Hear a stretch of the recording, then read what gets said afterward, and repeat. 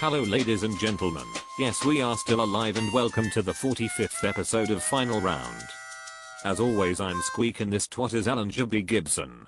First off, on behalf of our creator XFC Dawson, we would like to say we are greatly sorry for not being able to produce episodes for the last two UFC pay-per-views.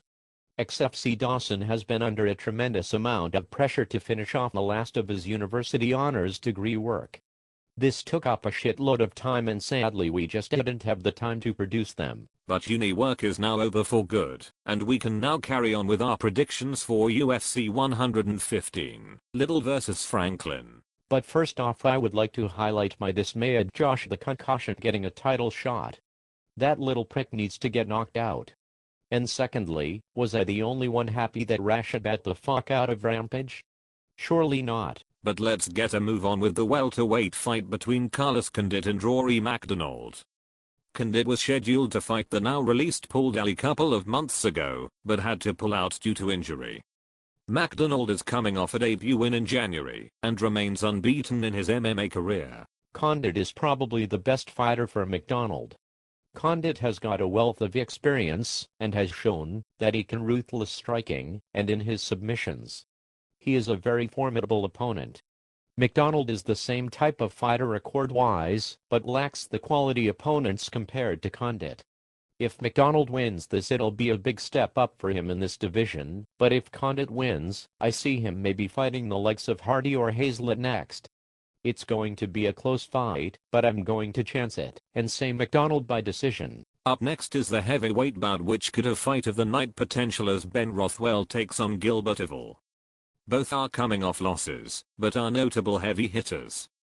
The big question here is who has the better chin, and will the loser be cut? I won't be surprised if the loser gets the cut here. Both really need a win. Rothwell has to use his wrestling skills and grapple with Yvel. I was shocked by how Yvel lost to Dos Santos considering how much of a monster Yvel is when standing. Yvel will not make the top of the UFC ladder, but you can never underestimate him when standing. I think this will be a close fight, but it won't last all 3 rounds. I think this may be the case, that one will gas out, and the winner take advantage of that. I'm going to go for a Rothwell win by stoppage. But don't rule out the Dutch monster, that is Gilbert Yvel. He makes Barbra Streisand look like a little cockroach. Now on to the other welterweight fight of the night between Paulo Thiago and Martin Kampmann.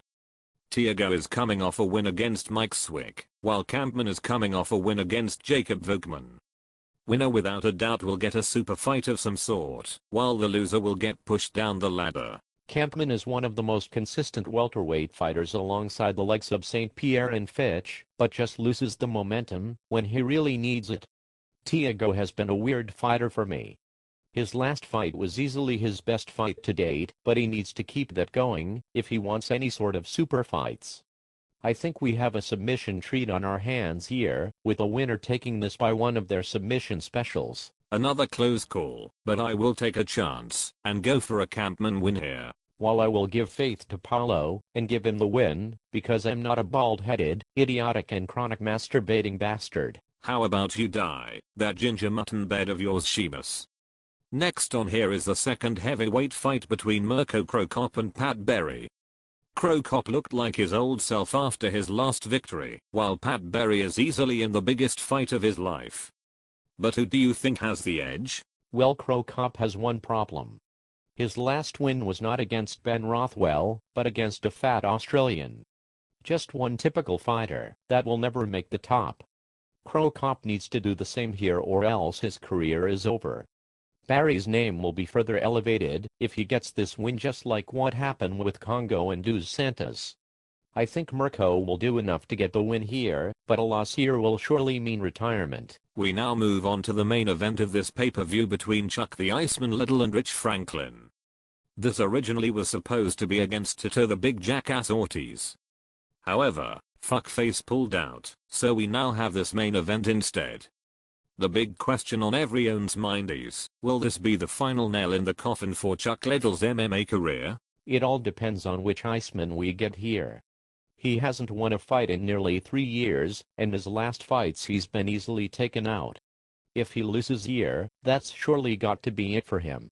Franklin needs the win here to step up to the light heavyweight division. Hell, it may get him a fight with Rogerio or Forrest Griffin. Franklin's needs to convince everyone that he can cope, especially since his controversial win against Silva. A convincing win here will get him he fights he wants. Lose against Liddell here, and he may be stuck in lower end. So who do you think will win here? I think this will be a fight on who is the better striker. I believe Liddell's takedown defense will still be as effective. If we see the old Liddell, then this fight won't last long. But if we see Liddell with the glass jaw and inefficient with Franklin's striking, then we will be seeing the end of Chuck Liddell. That is it for us today. We are once again sorry for the missed shows, but we'll be back for UFC 116 and the upcoming Strikeforce pay-per-view. See you all later.